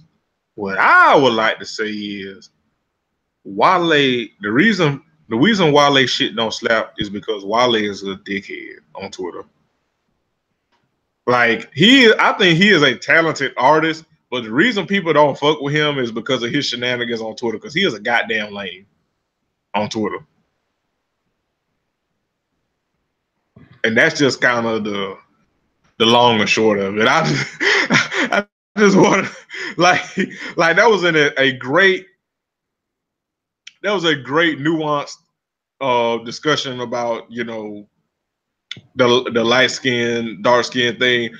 My ass just come in here like, yeah, Wale a lame. he a lame. He is a lame, and that's why people ain't listening to your shit, Wale. But it ain't got shit to do with you being dark skinned, nigga. You just lame. Maybe you tried to explain it away by saying that he was being sarcastic, and it's like, no, you weren't being sarcastic. You were being emotional. That emotion, like you always are. It's not called sarcasm, but like you were being some kind of emotional. And yeah, no, spare us. Good damn luck, everybody. Yeah, and I mean, of course, he did this shit because he has an album that dropped called Self Promotion. See, Wale, free advertising, buddy. He check. All right, advertisement that you don't deserve, but go off though. Right, he has a Wow, he deleted everything off his Instagram. What is with people in social media doing that lately? Julio Jones did that. Now Wale's doing it. Like, what is these people on with this? Anyway, yeah, he deleted all his videos, and then Monday he put a little something up, and here we are later on Monday. I mean, here we are, now on Tuesday rather. And yeah, he's had a little EP out. 4 tracks, so not super long. Doesn't take up too much of your time. I might check it out. I'll see what it's hitting on. But no, like I think especially again in this era of social awakening, like you got to be real careful with stuff like this because I'm not going to be the one to say that like anti-blackness isn't real. I'm not going to be the one to say that like colorism isn't real or that proximity to privilege isn't real, or all these other things. But like when a person who has a background and a reputation for whining whines about it in this way that he then tries to explain away as I was being sarcastic, it's like, no, buddy, you're hurting the cause. And certainly as someone who has that proximity to whiteness, and as someone who also lives in a majority white city, very majority white city, you know, it's important to me to do the work and to do the work in earnest, because I think that colorism's bullshit, and I think that like the not that it's a thing that we've named, but I think that the act of being colorist is bullshit. I think the act of being racist is bullshit. The act of being sexist is bullshit. Not the concepts themselves. But that we're in a world that enforces that and reinforces it and typecasts people, you know, based off it, and denies people opportunities based off it. It's very real. I just don't think that this was the time to apply it to a real world application. Like, we're not finna start a colorism conversation over Wale, dog. Like, that's just not. No, of course not. But no, I not you. I know. I'm just saying it. But no, just on a basic, you know, just kind of scratch the surface level. I wish that had not happened, because what then happens is because what happens with that is you get a lot of light skinned kids that are born out of that, and that's the last thing I want. Yeah, I don't be wanting to see that shit as it is. And if someone's gonna do that right in the face of him, you know, making his claim, however dubious it may be, then it's like, all right, shit, now I gotta shut your ass up too. Yeah. So, you know. Well, you know, beautiful gowns, good damn look, everybody. So yeah, I think that also, so talked about it a little bit with Donald Glover. Just real quick. Black male nerds, stop blaming black women in general, but specifically black women. Stop blaming them for why you can't get no play. It ain't got shit to do with you being a nerd. It ain't got shit to do with you liking anime. It ain't got shit to do with you liking Dragon Ball Z. It ain't got shit to do with you liking cosplay. It ain't got shit to do with you wearing superhero shirts. Women aren't fucking with you. Women aren't fucking with you not because you're a nerd, but because you're a narcissistic, entitled, misogynistic, socially awkward, creepy asshole who feels that women should be into you. It ain't got shit to do with your nerdiness. Nigga. First of all, a couple of things. I grew up with plenty of nerd, or that was into quote unquote nerdy shit or geeky shit or whatever the fuck. Them niggas ain't have no problem. And this is gonna be a little gritty, but you know, for the sake of it, just run with me, listeners. Them niggas ain't have no problem getting pussy. I'm sorry, you know what I mean? Like, I'm sorry to make it that primitive, but nigga, I grew up with plenty of niggas that were in the nerd shit, geeky shit, whatever the fuck you want to call it. Them niggas ain't have no problem getting in some draws. None whatsoever. To this day, I know plenty of niggas that are nerds. They ain't got no problem getting in no damn draw. It ain't that you a nerd. It's you corny. You a lame. You creepy. You socially awkward. You don't know how to talk to women. You don't see women as human. And while there are a lot of black male nerds, especially on social media, that are misogynistic as a motherfucker. That's why you can't get no play. And also, while we here, there are plenty of women who are into nerdy shit too. So your argument can't be that women don't like nerds, because newsflash, there are women that are nerds. Why ain't you with them? Oh, because they don't want your ass either. Either they don't want your ass either because, again, you're corny, you're all the above that I said before. And also, you're probably ugly. That's also that too. And or you're ignoring those nerdy girls because you want video vixen type girls. You want Cardi B's, you want Drez, you want Erica Miller's, and you want all these, bad bitch women, and they don't want your ass, not because you're a nerd, but because, again, you're ugly, you're corny, you're creepy, and all that shit. Your shit ain't together. Your shit ain't together. Your feet stink all the time. You rock them ugly ass Reebok basketball shoes with every fucking outfit. Your khakis. You smell like Axe and wetbacks. Okay. Khaki pants all worn down on the back of the hems. You smell like burnt ends. That's why you can't get no goddamn play. People wearing that stupid fucking dragon shirt, the button down, open all the time, with ugly ass shirts underneath it. Your swaggerlessness is gone because you always do that fucking top button when you wear polos and button down shirts. And I'm telling you, that top button is a swag depleter unless you're rocking a tie. And if you're rocking a tie with a polo, then they offset and it actually doubles the swaggerlessness because it multiplies, and you multiply negative by positive and you get a negative. Your head ass. And yeah, y'all out here fucking up and not being good people and find a barber, god damn it. Shit. Get your hairline together. That's why you can't get no play, because your swaggerless and your hairline ain't together, nigga. But any goddamn way. That's all. Just stop. It is everything to do with you. You can't get no play because you are a lame. It ain't got shit to do with women. It ain't got shit to do with being a nerd. It ain't got shit to do with none of that. It is you. You are the reason that you suck. So you know what? A lot of you niggas are academics. Thank you, Bianca. A lot of you niggas are academics, and that's why you can't get no pussy. Now, with that, because we've been running a little long. Did you see Infinity War?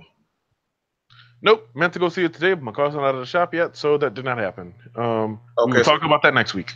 Okay, so we won't talk about that. We talked about the shit on Ratchet Ramblers. We gonna talk about that shit here on Crown of Cops, goddamn. When Bianca see it, we gonna talk about it. I don't give a damn if the movie been out a month or whatever. We gonna talk about the shit on this goddamn podcast. Give me 7 days. I'm doing some refreshing on my lead ups to everything that's gonna happen in Infinity War. I obviously saw Black Panther a couple times, so like that was really fresh in the memory. But gonna take my little steez up, a little bit more. Make sure I'm coming to the table, right and proper, and still doing all I can to avoid having the movie ruined for me. Ball bags who don't seem to be capable of talking about a movie without talking about spoilers. And I'm gonna get this brief rant off, and that's that I can think about every movie I've ever watched in my life, and I can tell you about it, and I can know when to go from, oh yeah, Forrest Gump went to Vietnam and met a dude named Bubba and they became best friends, to running became very integral in Forrest's life once again when he decided to start saving all of his military buddies, including two in particular, although one of them didn't make it. And you don't know which one I'm talking about, including when I tell you. And then later on, Forrest got a shrimp boat. And later on, later on, that same military friend surprised Forrest at his wedding. You've probably seen the movie, so you know which one it is. But again, I knew at which point to go from very general, very specific, to very general. And I think that there's a way to do that with every movie that's ever been made. At this, but what motherfuckers like to do is they like to shout "Soylent Green is people" and then act like they don't know why that was a big deal. And that's the thing I get annoyed about. So, like, watch the watershed moments. Be general when talking about them. The man got blasted in the face by the thing and he was no more. And okay, like, I don't know who that happened to. I don't know their fate. So I will say I don't know a thing that's happened in Infinity War, because I've done a great job of avoiding specific spoilers. But I do see that one little graphic that y'all be making, like the one that they made of Kyle Lowry and DeMar DeRozan, vanishing out of the playoffs. So I know that that's a thing that happened to somebody, but I don't know who. But yeah, I think again, people need to know. Oh shit, I'm coming real close to that line and saying something that would bust this movie open and possibly ruin the enjoyment of someone who hasn't seen it yet. Maybe I should speak in generalities here. And that's all people are asking. No one is saying, see, because so when this happens, this echoes street harassment. Remember street harassment? Remember we started talking about street harassment in summer 2014, and it was Joe like, stop making lewd comments to us. So we're walking down the street, leaving the subway, trying to handle our business on the phone call. You're trying to talk while I'm on the phone, listen to my music, whatever the case might be. Leave us alone. Let us be. Let us just live. And what did men turn around and say? Oh, so we can't talk to y'all no more? We can't try to holler no more? And women were like, if the only way you have to holler is to be lewd or to interrupt me from handling my business or getting from point A to point B, then yeah, maybe don't holler at me. And then men got really in the twist about it. And I'm seeing the same thing happening now with this like spoiler discussion. It's like, I didn't say you couldn't talk about the movie. I'm just saying when you know you up on that line, start talking in general. Start being less specific about shit. Don't tell me that Rosebud was his sled. Don't tell me, that Rocky wins the fight. Like those are things that will shit. Now the climacticness of the scene is compromised. So don't go doing that to people. And I use really old movie examples on purpose because, like, if you haven't seen Citizen Kane, or if you haven't seen Soylent Green, or if you haven't seen Rocky 2, then at this point, I don't feel bad for spoiling it for you. This movie's been out a week and a half. It's been out a week and a half. I think today's like day 11. By the time y'all hear this, it'll be like day 13 or something like that. So that's all people are asking. That's a reasonable ask. Stop being head asses about it. I'm done. I will let you have that. Thank you. I deserve. All right, let's get these misconnections off. All right. Now I'm gonna defer to you because I ain't even gonna lie. I said I was gonna look up something while we was recording, but I'm not surprised. Know me. But so I'm gonna roll with you, and then we're gonna do these and then get up out of here because a nigga got to get up in the morning. All right. I'm doing these from Portland because again they got swept in the first round of the playoffs, and I meant to give y'all a show in immediate light of that, but we couldn't because neither of us felt well 2 weeks ago. No, last week my internet was wilding because I guess I don't know Portland's revenge. IDK. Anyway, Portland is our location. I have. Wait. Definitely want to do this one. I don't know. Oh yeah, definitely want to do that one.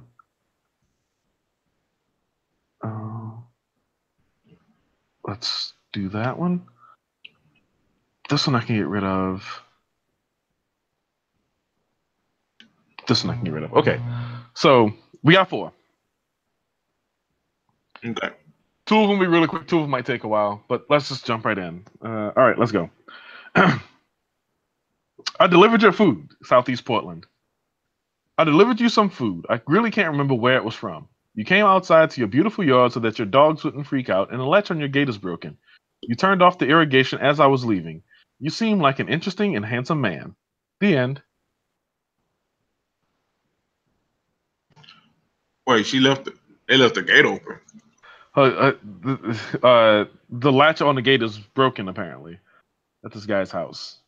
Sound like some home invasion shit. And turned off the irrigation as you were leaving, so you walked through this motherfucker like water in their house, like their plants. That's tacky. I think if you know you got food on the way, you need to cut your irrigation off. Right.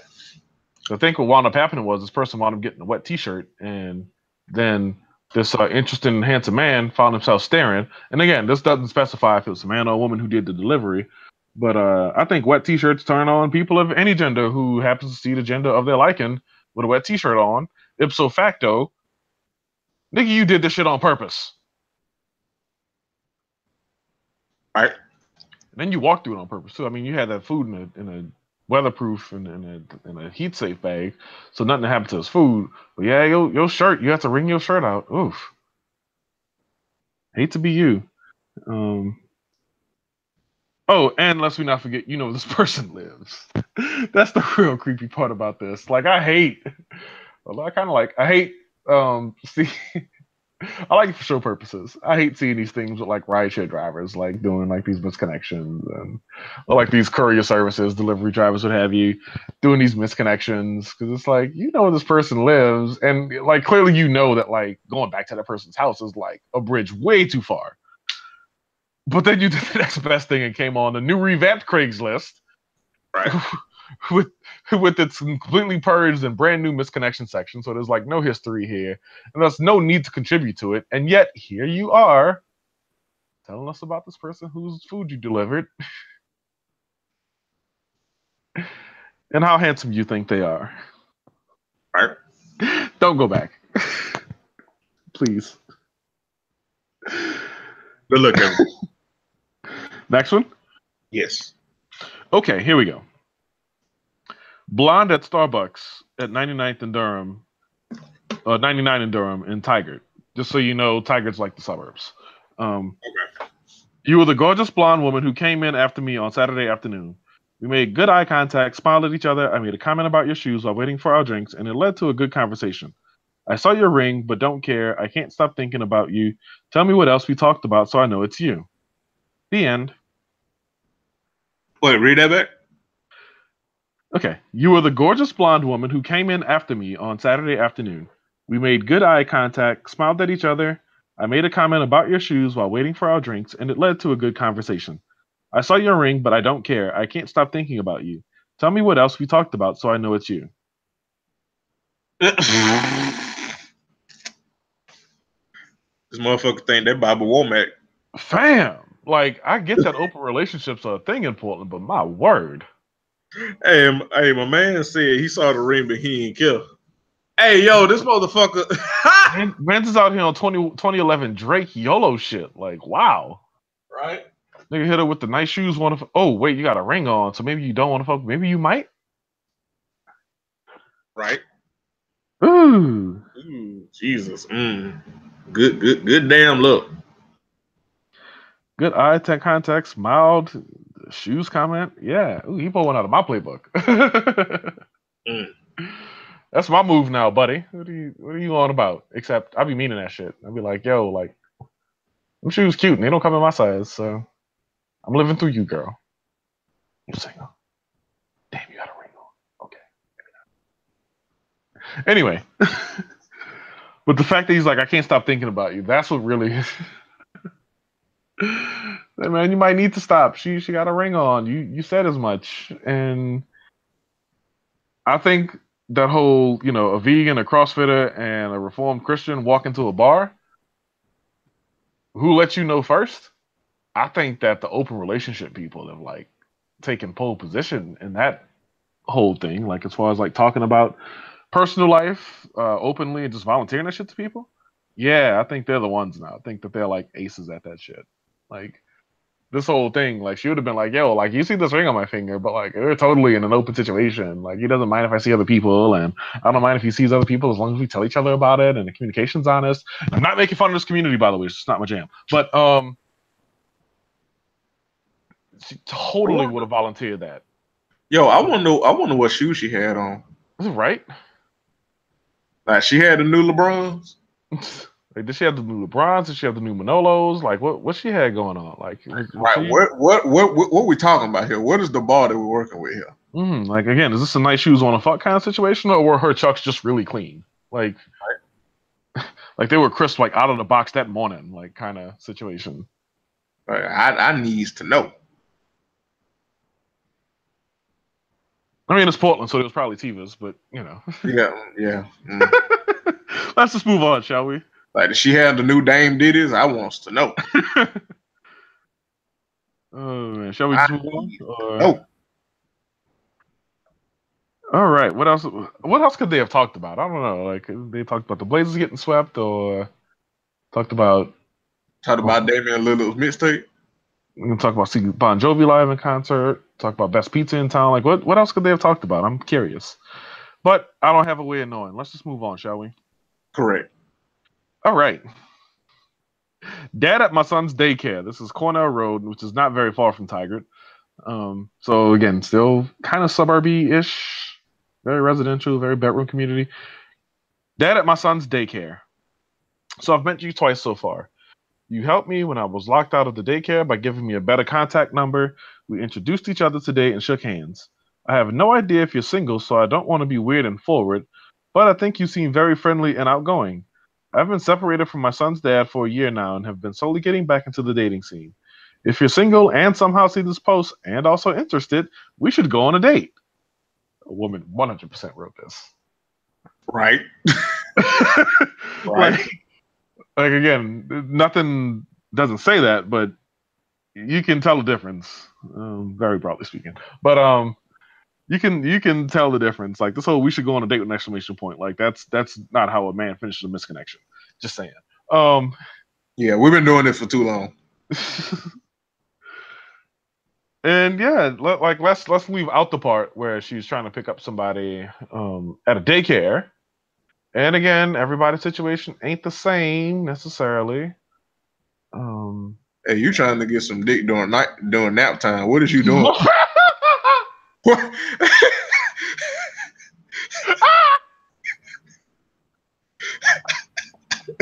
I'm sorry, but goddamn. Hey, the kids don't want to sleep. You checking out this nigga's dick print? Like, what are you doing?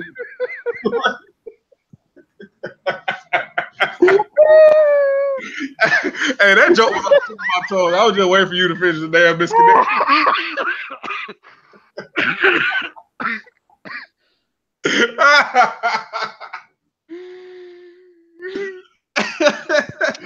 You friendly and outgoing. Now you trying to keep that man ingoing. That's right. Oh, you trying to be friendly? All right, you trying to be friendly with some dick? That's what you do. Back into the dating scene. Yeah. Ooh, Lord, this ain't a rebound. This is Dennis Rodman on the glass. Woo. Right. This averaging 18 rebounds a game right here. This is everything most Spates wasn't on the glass. Hey, this is Tristan Thompson against Al Horford right here. Hey, reggaeton most Spates. Reggaeton most Spates. Woo, shit. Well, I was waiting on that joke. I was waiting till you got finished, but I had that joke on the tip of my tongue. I was just waiting for you to get through the damn. I was waiting on it. I'm like, she is trying to get some phallus during playtime. Like, what the hell? Oh my god! Wow. What are you doing, baby? Oh man, I got the extendo. We can lay out across the entire back seat. Right. Hey, she trying to. When the kids go to sleep, she trying to. You know how like some daycares had that damn van, the daycare van. Mm-hmm. And she's trying to get her back blown out in the back of the daycare van. Oh God! Stop! That's enough. Okay, I'm doing an explicit connection. I can't take any more. You know, right? That's the problem. All right. One. Last one. I should have saved that one for last. God damn it. That was good. That was good. Guy in red Toyota 4x4. Let me see where this is located. Oh, this is about me. Holy shit. Okay. This is like, so I live. Okay, so I-5 and I-205 meet and make an upside down V where I live, or right near where I live. And I live closer to the side of 5 than 205, and this shit is right where 205 is. Wow, right in my little split legs. Anyway, okay. Guy in red Toyota 4x4. You were driving down Highway 99. Yep. That's the road I take to get home most nights. Driving down Highway 99, and I stopped next to you at the light. You were jam on to music and singing. Wait. They were what? She meant to type jamming, or he meant to type jamming. I don't know. Again, try not to assume gender here. But they wrote Jammon, Jammon. They Jamaican? Let's just move on. You would jam on to music and singing. You have the voice of an angel, heart eyes emoji. You winked at me. If you run across this, please respond and tell me what I was driving. You were in a muddy red Toyota 4x4 with a missing taillight. Now my first thought is I hope this person ain't black because I think this person is police. Like the fact that you noticed that shit. Right. This the feds. Your taillight out, I'm finna get you brought in on some trumped up bogus charges. Right, that's a ticket right there. Voice of an angel, you about to be singing like a jailbird. First of all, how the fuck you know they got the voice of an angel? You just pulled aside this motherfucker. Yo, okay, so you today was down to there because they didn't elaborate on the misconnection. How the fuck you know they got the voice of an angel? Like, did they have the windows down and they were yell singing some Whitney Houston and shit? Like, what's going on here? I got questions. So I'm gonna tell you now. The weather here has been beautiful lately, and I can totally see this motherfucker. Like, it's supposed to 9 hours.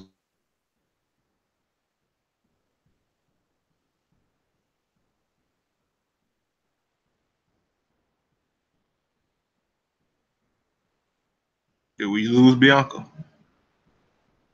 I think we lost Bianca. We may have lost Bianca.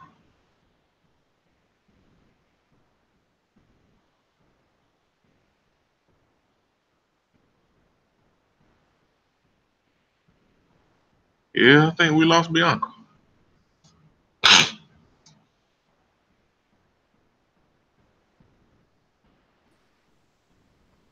Can you hear me now? Yes, we are back. Okay, good. All right, we're back in business. Good. So yeah, no, I'm thinking that yes, this person, because I've seen it on a few occasions where like the weather's nice and the person got their window down. Like mine will be up because I run my AC for the most part because my AC gets cold fast and I love that shit. But yeah, sometimes I'll be seeing motherfuckers just getting it in their cars. Like, I don't know if that's just the West Coast thing or people do it everywhere, but or maybe I just pay attention to it more now.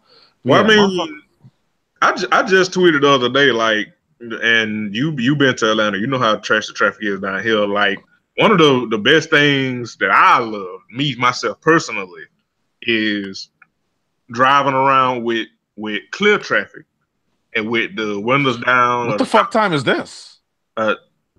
For me, the only time traffic is clear for me is like after 7 o'clock, which is why, because I get off at 6 and I stay at work and go to the gym and stay there till at least like 7:15 or some shit, and traffic be a breeze for me by then. That's the only time traffic is clear. Okay, I can see it. I can see it.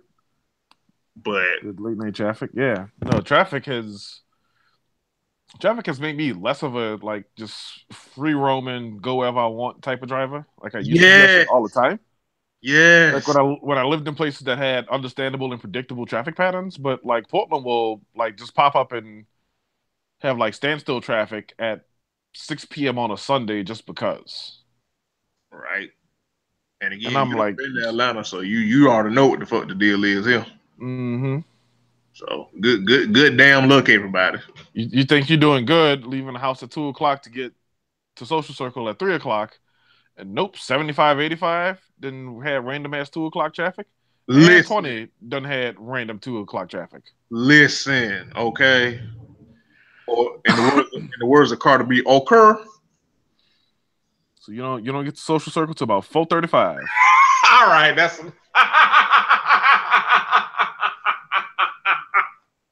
fucking Social Circle.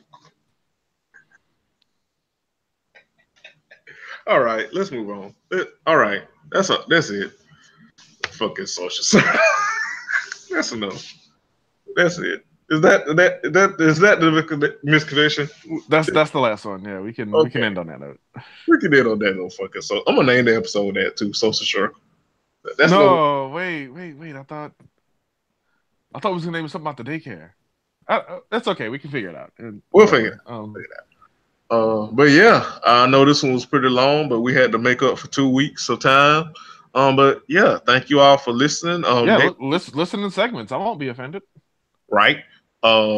Next week, it's been a while. I should have said that at the beginning of the show. Shit. Right.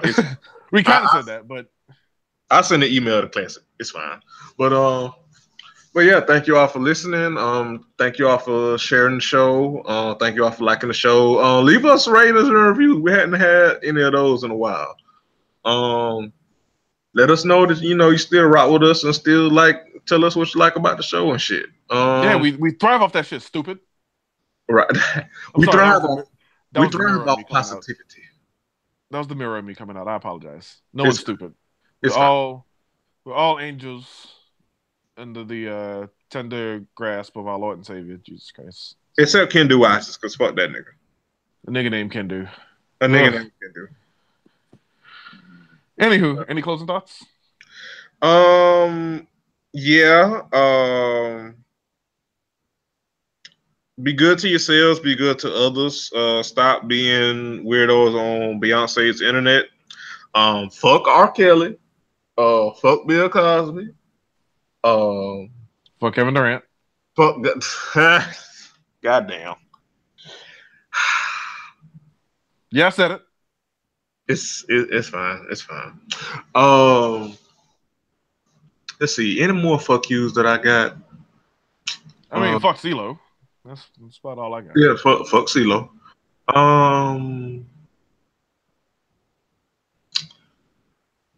Yeah, that's all I got. Fuck niggas who used to be trash, but reinvented themselves, and their growth, quote unquote, is disingenuous. We see you. You ain't low niggas. Some of you built like a low rider, but that's neither here nor there. And yeah. Also, fuck DJ Khaled. Yes. Fuck DJ Khaled and fuck your I feel like we talked about that nigga when that interview happened way before back in the day. I feel like we done talked about him on like some of our like real early episodes, because that's when that nigga said that shit. But it resurfaced again, and it always is